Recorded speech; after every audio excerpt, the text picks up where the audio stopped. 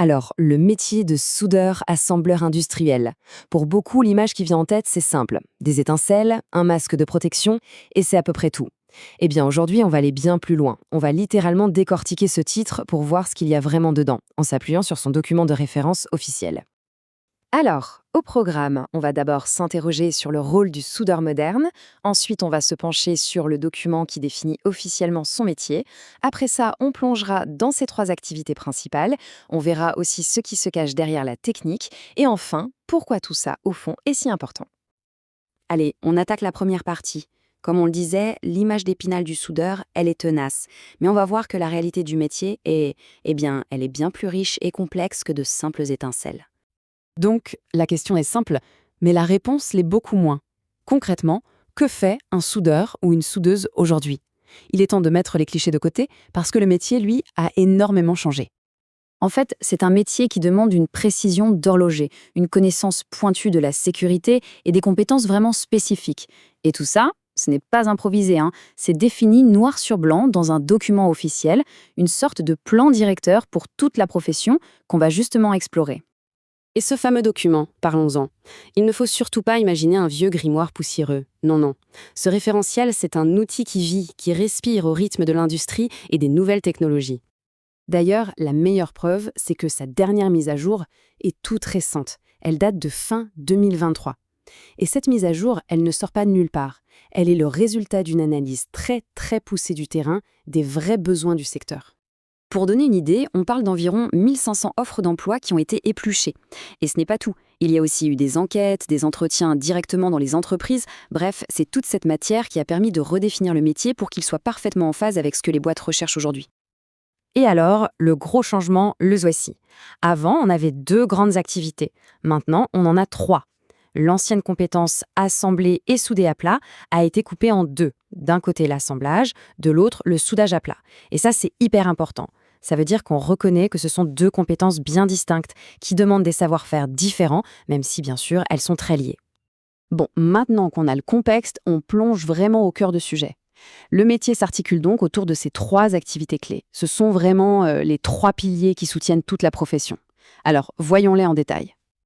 Voilà une vue d'ensemble très claire. On a nos 3 activités et pour chacune des compétences bien précises. On remarque tout de suite 2 termes techniques, semi-automatique et TIG. Alors, pour faire simple, le semi-auto, c'est le plus courant dans l'industrie. Robuste, rapide, efficace. Le TIG, lui, c'est plutôt le scalpel du chirurgien. C'est pour la haute précision, les soudures fines et complexes. Première activité, souder à plat. Ça peut paraître basique, mais attention, c'est tout sauf simple. Ça demande une rigueur de tous les instants, il faut être capable de déchiffrer des plans, de comprendre ce qu'est un DMOS, on y reviendra, de régler son poste à souder au poil près, de préparer les surfaces et évidemment de contrôler son propre travail pour que ce soit nickel. Deuxième pilier, l'assemblage. Là, la casquette change un peu. Le soudeur devient aussi un monteur. Le but n'est plus seulement de faire un beau cordon de soudure, mais de construire une structure. Ça implique de positionner les éléments, de les pointer pour les fixer et surtout, d'anticiper comment la chaleur va déformer le métal. C'est tout un art. Et on arrive à la 3e activité, et là, c'est sans doute la plus impressionnante.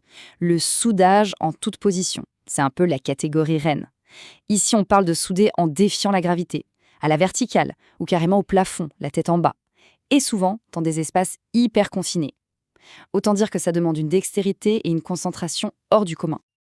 Mais attention, être un bon soudeur, ce n'est pas juste savoir tenir une torche. Loin de là. Un vrai pro a tout un bagage de compétences qui vont bien au-delà du geste pur. C'est ça qui fait toute la différence et c'est ce qu'on va voir maintenant. Et la première de ces compétences, c'est la sécurité. C'est simple, c'est non négociable. Le référentiel le dit très clairement. Le soudeur travaille dans un environnement à risque. Donc, connaître et surtout appliquer les règles de sécurité, ce n'est pas un plus, c'est la base de la base. Tiens, tout à l'heure, j'ai parlé de DMOS. Qu'est-ce que c'est que ce truc? Eh bien, imaginez une recette de cuisine, mais pour la soudure. C'est exactement ça. Le DMOS, c'est un document qui dit tout, absolument tout. Quel métal, quel réglage, quel gaz, dans quel ordre, c'est la partition du soudeur. Et la suivre à la note près, c'est la seule façon d'être sûr d'avoir une soudure qui tient la route et qui respecte les normes. Et ça nous amène à une compétence presque invisible mais essentielle, l'anticipation. Un soudeur expert ne subit pas la matière, il la précède. Il sait que la chaleur va faire bouger le métal. Alors qu'est-ce qu'il fait? Il anticipe. Il va peut-être tordre la pièce dans l'autre sens avant de souder pour qu'elle revienne droite à la fin. C'est comme une partie d'échec contre les lois de la physique.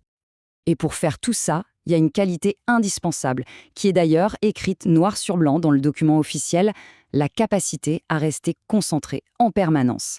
C'est une attention de tous les instants. Chaque soudure, chaque geste, du début à la fin, doit être fait avec le même niveau d'exigence. Bon, on a vu le détail, maintenant prenons un peu de recul pour conclure. On peut se demander, mais pourquoi un document aussi précis pour un seul métier? Eh bien la réponse, c'est que ce document, c'est bien plus que le mode d'emploi d'un métier. C'est la pierre angulaire de toute une filière industrielle. Alors, pourquoi c'est si crucial? D'abord, ça garantit la sécurité et la qualité. Les ponts, les bâtiments, leur solidité en dépend. Ensuite, ça donne un cadre clair pour la formation et les carrières. Ça permet aux entreprises de recruter en sachant exactement à quoi s'attendre. Et chose intéressante, ça intègre même des aspects de responsabilité, comme le tri des déchets.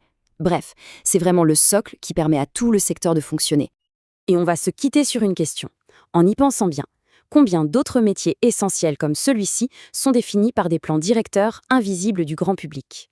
Combien de professions façonnent notre monde en silence, en suivant des règles et des compétences extrêmement précises que l'on ne soupçonne même pas? C'est une question qui mérite réflexion. Merci beaucoup d'avoir suivi cette analyse.